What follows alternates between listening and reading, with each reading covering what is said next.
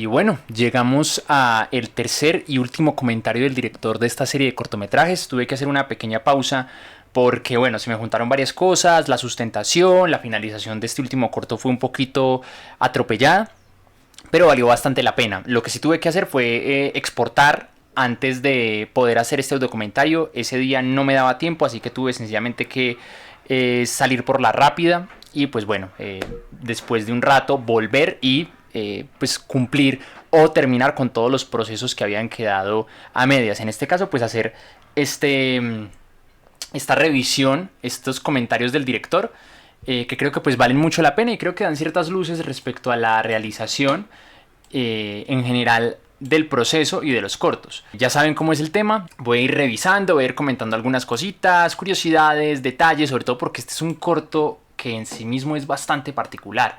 Tiene consigo muchos elementos muy únicos. Creo que cuando empecé a plantear este corto yo sabía que iba a ser el más experimental de todos, si se quiere. Sabía que iba a ser el corto que, sin llegar pues a ser algo tremendamente extraño, sí ahondaba por unos temas narrativos muy diferentes a sus cortos hermanos. Así que, bueno, sin más, comencemos. Lo primero que hay que tener en cuenta cuando se habla de este tercer corto de Instrucciones para ver un fantasma es que quería que el corto fuera completamente distinto a sus cortos homónimos. Y en ese sentido estaba buscando algo que chocara un poco con lo ya visto, tanto visual como sonoramente. Entonces por eso se me ocurrió de un momento a otro como, bueno, ¿y qué pasaría si grabo este corto en vertical? Y en su momento lo estuve pensando bastante, pero yo tengo muchos choques con el formato vertical. Creo que el formato vertical puede ser interesante si desde el principio piensas todos y cada uno de los encuadres para que funcionen de esa manera, pero en general creo que puede ser un poco desastroso el resultado que puedes terminar alcanzando. Entonces me dije, bueno, ¿qué otras opciones tengo? Y se me ocurrió esto. Esta es una Handycam Video High 8, es una cámara del año, creo que de fabricación las fabrican desde el 98 aproximadamente. Esta cámara es específicamente desde el 2002, era de mi papá. Y era una cámara con la que se grabaron muchos recuerdos familiares. El tema es que la cámara estaba engavetada, estaba funcionando mal, y ahí empezó la búsqueda y la lucha por empezar a revisar si esta cámara tenía solución después de pues no prender. Entonces, bueno, la llevé donde un técnico, el técnico la tuvo casi un mes en reparación. Supuestamente lo que hizo fue cambiar el paquete de lentes interno que tiene esto. Luego tuve que buscar en distintos almacenes para que encontrar justamente una batería nueva, porque la que tenía estaba tremendamente sulfatada y ya no funcionaba. Y además, por si ya fuera poco, tuve que buscar el formato de grabación. Esto es una cinta de cassette de 8 milímetros. Y bueno, eso también fue un reto bien interesante porque esto ya técnicamente no lo fabrican, esto está súper descontinuado y a la hora de la verdad, si estás buscando reparar esto o estás buscando mantenimiento, lo que tienes que hacer es desguazar otras cámaras u otros productos, otros electrodomésticos similares a este o este mismo modelo y hacer intercambios. Es como una especie de Frankenstein para volverlo a la vida. A propósito de Frankenstein.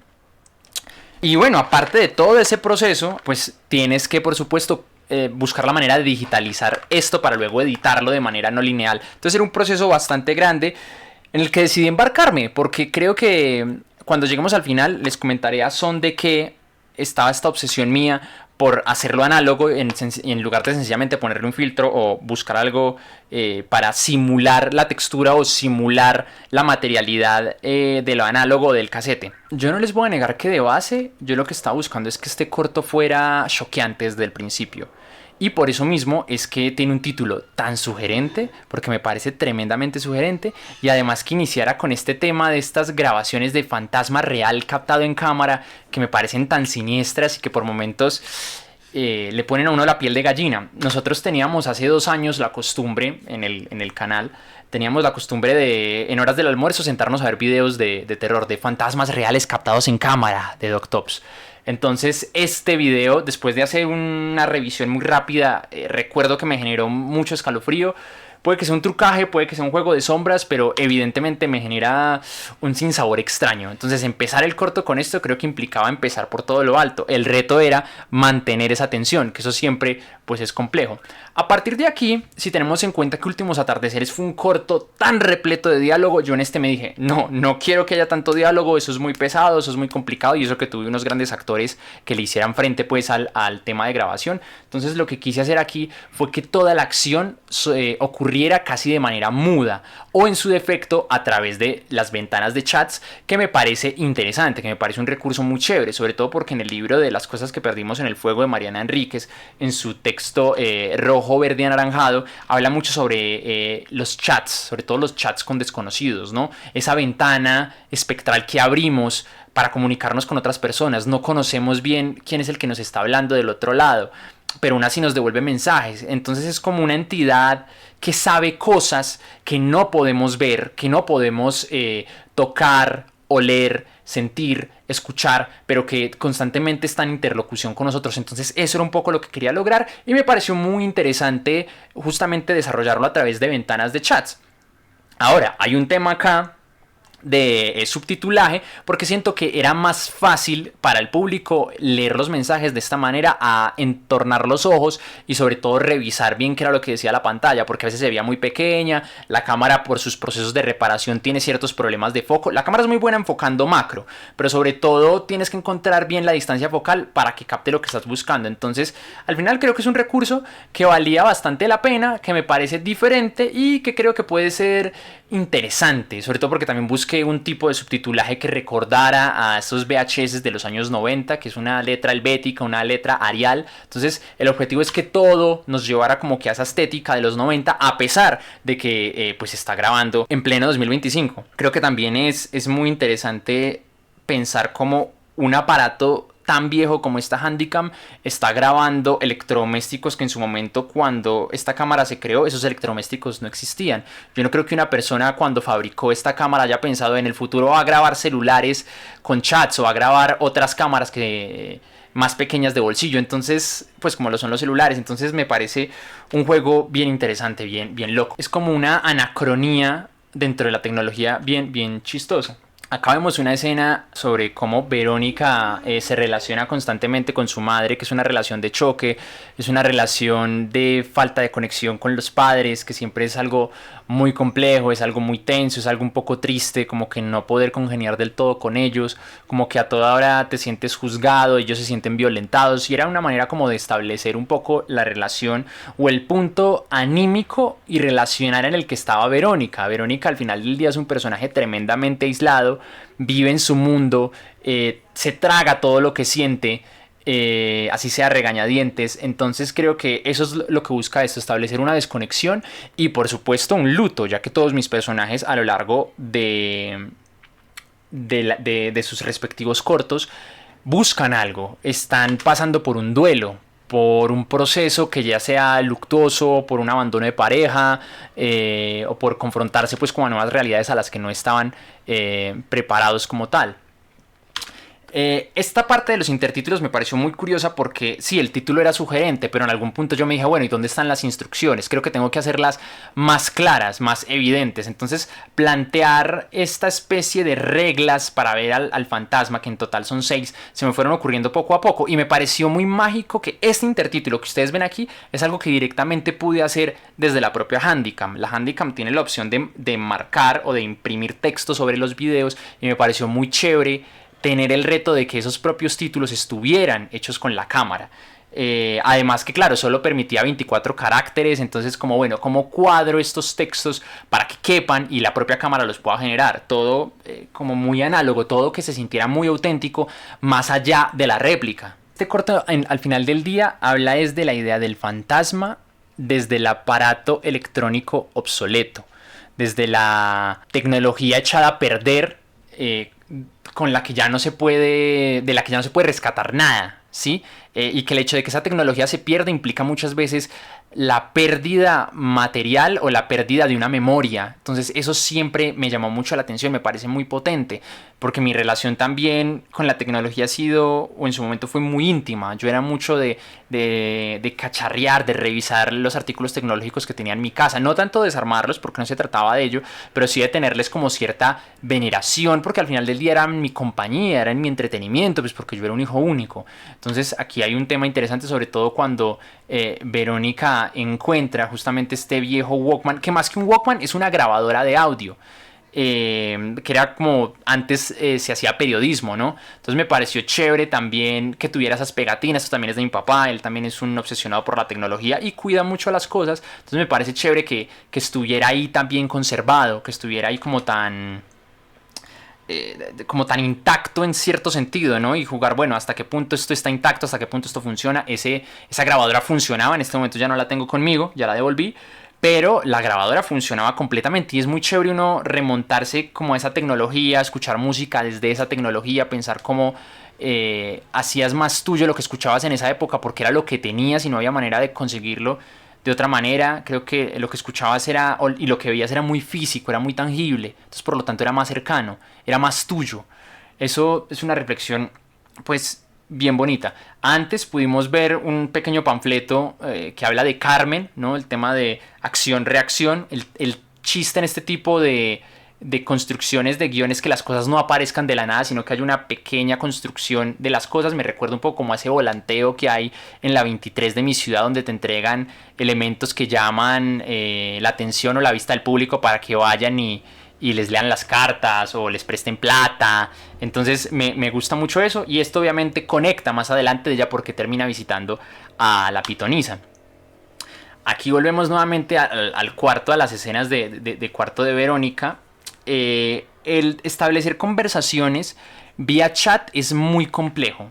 Es muy difícil porque esas charlas tienen otros ritmos, unos ritmos que tú no sientes cuando estás pues chateando, pero que de puertas para afuera, viéndolo desde la distancia, se sienten tremendamente pesados. Entonces el chiste era cómo lograba un ritmo, cómo lograba que la conversación igual se sintiera, si bien no acelerada o rápida, por lo menos que no se sintiera tan latosa o tan cansada, porque eso me podía tumbar el ritmo. Entonces por eso es que hay aquí unos pequeños intercortes donde lo que intento es acelerar un poquito la acción. Sé que no es la mejor opción, pero creo que fue lo más sano a la hora de plantear estas escenas, porque sé que podían volverse demasiado pesadas.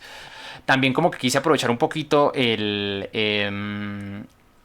la composición del encuadre para establecer en alguno de los lados donde aparecía como que los textos, los títulos. Creo que eso me parece bonito. Sé que no es propio de los 90 porque en ese entonces la tecnología creo que no permitía hacer eso, pero hombre, creo que funciona. Creo que por lo menos soluciona un poquito un encuadre que a lo mejor resulta un poquito más descuidado de lo que debió haber sido. De nuevo volvemos como al tema de cómo preservas lo viejo, cómo le das otra nueva utilidad, cómo le das otra vida y con ello rescatas memorias incluso para que no se pierdan. Esta grabadora tenía una pegatina encima que muchas veces pensé en quitar, pero es que creo que me parecía chévere que estuviera ahí porque creo que, en cierto modo, autoexplica el aparato. Sí, o sea, porque claro, ahí prácticamente dice lo que hace, ¿no? Es una grabadora, no es un Walkman. Y es importante que estuviera claro que se trataba de una grabadora, porque un Walkman sencillamente escuchas música. Con la grabadora está el hecho de que es un aparato que va un poquito más allá, es un aparato incluso un poquito más extraño porque no estaba al alcance de todos. Entonces, que le digan a uno que en ese aparato el papá de Verónica grabó su voz es bien importante. Es bien interesante que exista como que esa conexión, que el propio aparato un poco se autoexplique. Sobre todo porque hoy en día con las nuevas generaciones muchos no entienden ya cierto tipo de mecánicas o de artilugios. Entonces por eso no quise quitarlo. Me pareció importante dejarle ahí un poco como de la personalidad y de la vida del propio aparato. Esta parte me gustó mucho porque quería hacer muy tácita la parte análoga, la parte física de la imagen. Entonces, claro, el hecho de que la cinta pase por unos cabezales, eso genera unas líneas, genera unos saltos, y quise dejar esos saltos porque quiero que esa materialidad se sienta. De nuevo, no se trata de una impostación tal o póstuma, sino que se trata de algo propio, de la cinta, ¿no? Es que el corto, decir que el corto está aquí, que el corto es físico, esto hace tremendamente más real este corto que cualquiera de los otros dos, porque acá está. Entonces me parece pues mágico decir que está aquí.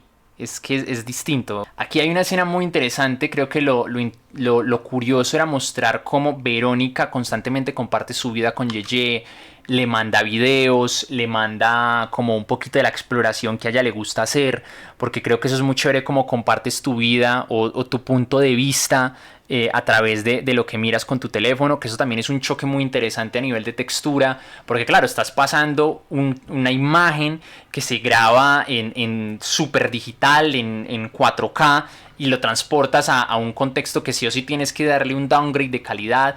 Entonces chévere, me gusta también que Verónica tenga como estas exploraciones en donde se vaya un poco como al tema de la leyenda urbana, ¿no? De la exploración urbana. Aquí me inventé un poquito rápidamente como que esta historia de esta bruja, de un niño, de un bosque, que también nos habla de nuestra cercanía. Al menos Manizales es una ciudad que tiene muy cerca los bosques, que tiene un contacto muy cercano con la naturaleza. Hacia algunos políticos le tengan como que cierta fobia a los árboles, pero lo cierto es que hay reservas cercanas y tú te puedes meter y hacer trocha en esas reservas. Y esas reservas creo que nos hablan de ese contacto o de esa simbiosis que podría ser mucho mejor entre lo urbano y lo salvaje y lo natural. Entonces me parece chévere como que para acentuar aún más la obsesión que tiene Verónica con todo lo terrorífico. Incluso acá grabando esta imagen de esta pobre paloma, creo que tenía el cuello roto. Bueno, como que es una parte como muy mórbida. Es un personaje que ama el terror, que ama lo gótico, que ama lo grotesco. Y eso también va a tener una conexión más importante adelante.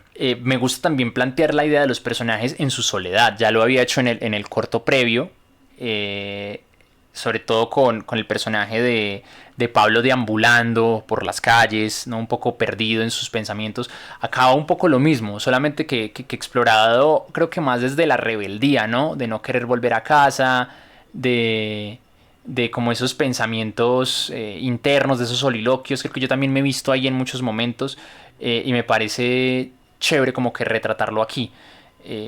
También como porque aquí se empieza a plantear un poco la idea de cómo Yeye ya deja de responderle a Verónica y aquí empieza a sembrar un poquito la duda de qué está pasando con Yeye, porque ya no responde, porque ya no está, porque ya no deja que comparta mi vida con ella. Entonces esos son como esas escenas de intermedio que ayudan un poco como que a hacer conexión una cosa con la otra. Este corto tuve que grabarlo muy rápido, hay unas cosas que no me gustaron del todo como salieron, pero pues que tuve que solucionar lo más rápido posible porque ya no había tiempo y la entrega era inminente. Entonces esto por ejemplo lo terminé yo montando en el despacho de la administración del conjunto cerrado en el que vivo, que no es lo ideal, me hubiera gustado plantearlo en otro lugar. Pero nada, tenía que solucionar y era lo importante. Aquí viene por supuesto la aparición de Carmen, que ya la habíamos visto en los otros cortos manifestada de maneras más fortuitas, de maneras pues como más coyunturales si se quiere, o incluso solamente por voz. Aquí la tenemos más cercana, a Pili haciendo un trabajo espectacular, también Vivi hizo un trabajo excelente envejeciéndola. Pili es muchísimo más joven, es muchísimo más vital, pero acá lo que hicimos fue acentuar como esos rasgos y ponerla como esta pitonisa que augura muchas cosas en la vida de Verónica y que Verónica en cierto modo no quiere creer porque pues, la cree una estafadora, pero luego nos damos cuenta que termina acertando en más de una cosa porque juega un poco como a la ambivalencia. Este personaje evidentemente está basado en mi bisabuela, en la forma en la que ella leía las cartas. Tiene cositas de ella, pero pues dejé que la propia Pili expusiera a su manera o planteara a su manera lo que ella le parecía más lógico y siento que pues lo hizo bastante bien porque es una escena un poquito tenebrosa, un poquito como que hay un tema siniestro ahí de fondo.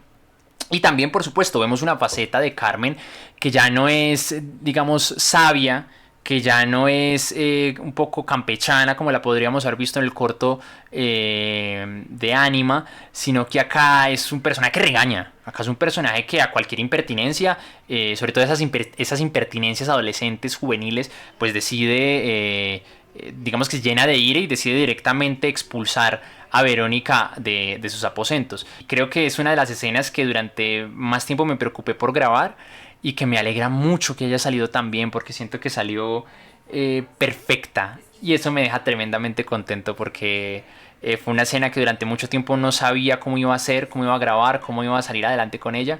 Y creo que las dos chicas la dan toda, en todos los sentidos posibles.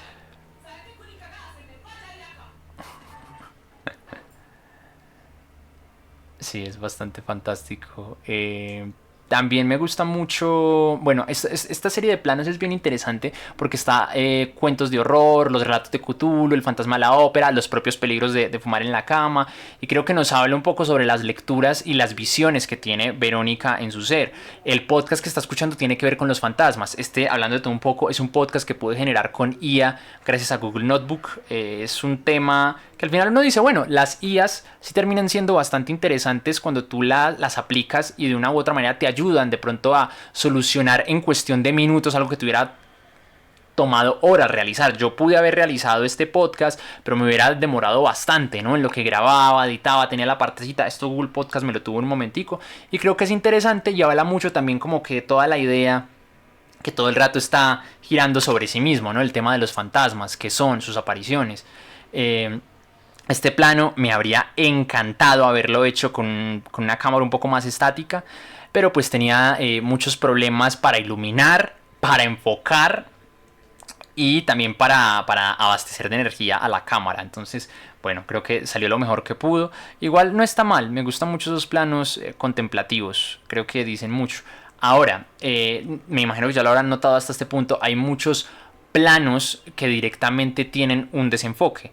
Al final yo me decidí por aceptar ese desenfoque, abrazar esa imperfección del plano. ¿Por qué? Pues porque siento que es un poco abrazar la materialidad y abrazar las condiciones de los aparatos que tengo, así como la primera cámara con la que grabé el corto de Dani tenía esas pequeñas intermitencias blancas, pues esta directamente tiene esos problemas de foco. Yo no sé si es que el paquete de lentes nuevo que tiene le habrá ocasionado que ya no enfoque también el gran angular, pero la cámara es directamente, se desenfoca terrible cuando enfoca el gran angular. Entonces eso me parece chévere, pues porque al final del día le da cierto toque amateur, fantasmagórico, un poquito de found footage, que no es realmente lo que estaba buscando, pero pues ahí está. Y creo que es chévere, creo que es sencillamente aceptar el fallo, aceptar ese lado punk, ese lado falible y aceptar esa materialidad. Es el problema que tienen las cámaras.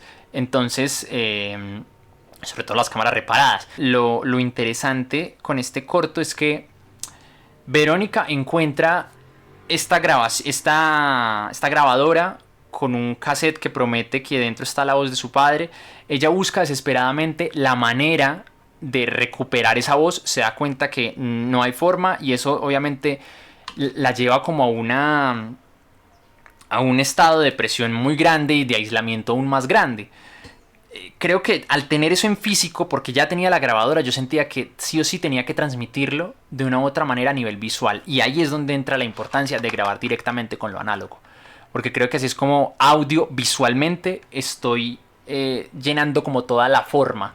Y ya al fondo, pues obviamente ya es como tal la narración. Entonces creo que eso hace el corto muchísimo más interesante en su construcción, en sus porqués, en sus formas y en sus dinámicas. Y eso es bien bonito. Y pues la experiencia de haber grabado así creo que es tremendamente provechosa. Te hace concientizarte mucho sobre lo que grabas, sobre cómo lo grabas, sobre la importancia que era antes de grabar, ¿cierto? Y de pronto de guardar un poco más el espacio, de saber que no tenías tantas tomas, sino que es lo que hay y se acabó. Es lindo. Hoy en día creo que hemos vuelto mucho más dispensable y mucho más fútil el tema de grabar porque pues tenemos memorias casi infinitas. Entonces eso es chévere, concientizarte un poco de las otras formas de grabación. Esta escena se grabó en la casa de Valeria, la protagonista. Ella lo grabó con la suegra de ella, que hace de la mamá, y creo que salió bastante bien. Creo que es un regaño muy interesante. Creo que es una escena muy incómoda.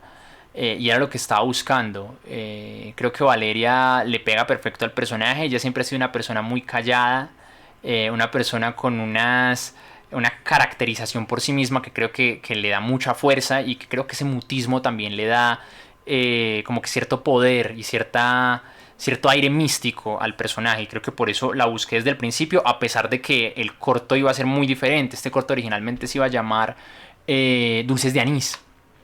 Y tenía que ver con la idea de un personaje enamorándose de un fantasma. Pero bueno, las cosas cambiaron y creo que cambiaron para bien. Aquí vemos como esta ráfaga de ira, este momento como más colérico, donde Verónica por fin se da la posibilidad de sentir, ¿no? Sobre todo después de que todo este tiempo ha estado aguantando y de tener una consecución casi irónica de muy malos momentos a lo largo del día.